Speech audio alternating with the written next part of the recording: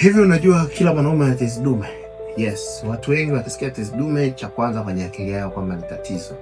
Hapana, kila mwanaume ana tezi ambayo ipo kwa ajili ya kutoa majimaji maalum au tunasema prostatic fluid, ambayo hii inakuwa na kazi kubwa katika mwili wa mwanaume. Jambo la kwanza ni kuhakikisha inaweza kusafirisha mbegu kwa haraka na ufanisi zaidi kwenda katika via vya uzazi wa mwanamke. Lakini vile vile mazingira ya via vya uzazi vya mwanamke vina asidi ambayo si salama sana kwa mbegu za mwanaume.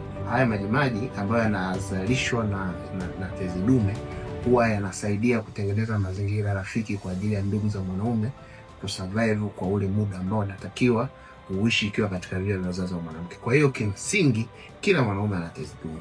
Sasa tezi dume inaweza kuwa sasa ugonjwa au hatari pale inapoanza kuongezeka au kuwa kubwa kuliko kawaida ya ukubwa ambayo inatakiwa iwe.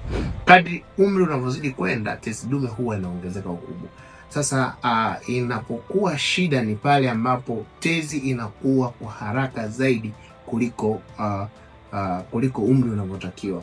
Kwa hiyo hapo ndo tatizo linapoanza kutokea, na hii inatokea mara nyingi kutokana na aina ya maisha tunayoishi na vile vile aina ya vyakula ambavyo vinachochea ukuaji wa hii tezi dume.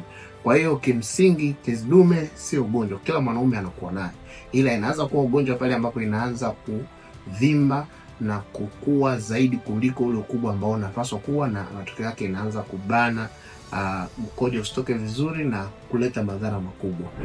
Usikose kusubscribe pamoja na kufollow account zangu, sababu video inayofuata nitakuelezea hasa dalili za msingi ambazo ukiziona unaweza kujua kwamba hili ni tatizo limeanza kuwa na sio tena tezi dume kawaida. Usiache kufollow na kusubscribe kwa ajili ya elimu nzuri ambayo nitakuwa naendelea kuitoa kuhusiana na mfumo wa uzazi wa mwanaume kiujumla.